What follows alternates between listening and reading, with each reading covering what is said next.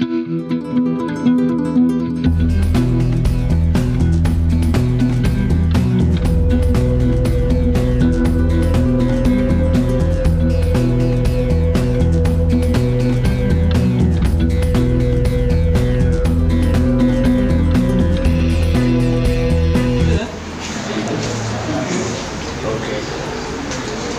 Body building diet అని చెప్పేసి రెగ్యులర్గా మనకి అవి చాలా అవసరం.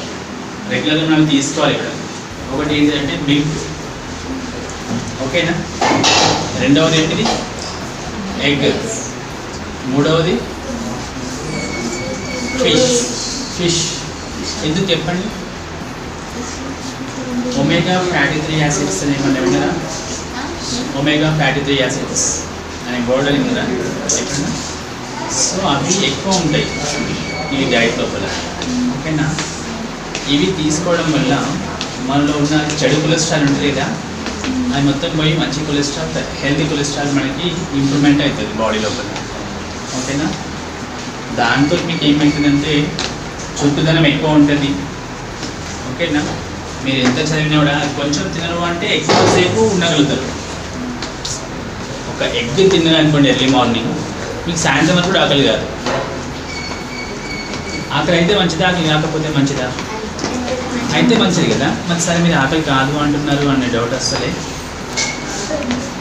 సరే మీరు అన్నం తిన్నారనుకోండి, పొద్దున తింటే పొద్దున వరకే ఉంటుంది, మధ్యాహ్నం మళ్ళీ ఆకలి అవుతుంది, అవునా.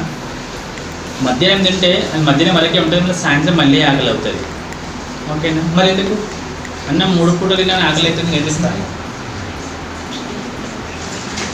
మీకు తిన్న అన్నం పొద్దున తింటున్నారు, ప్లస్ మధ్యాహ్నం కూడా తింటున్నారు కదా, ప్లస్ సాయంత్రం కూడా తింటున్నారు. అంటే ఎగ్ ఏముంటుంది, ఇలా ఒమేగా ఫ్యాటీ 3 యాసిడ్స్ ఉంటాయి.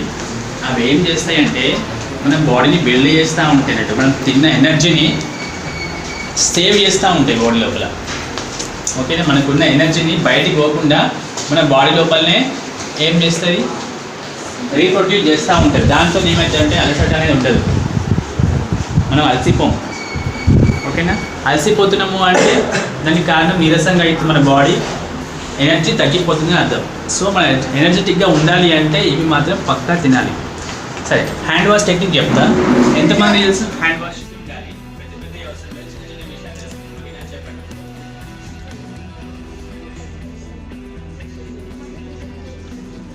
స్టెప్స్ చెప్పాలి. ఎవరు చెప్తారు? ఇంకా అమ్మాయి గుడ్, చెప్పింది గ్రేట్.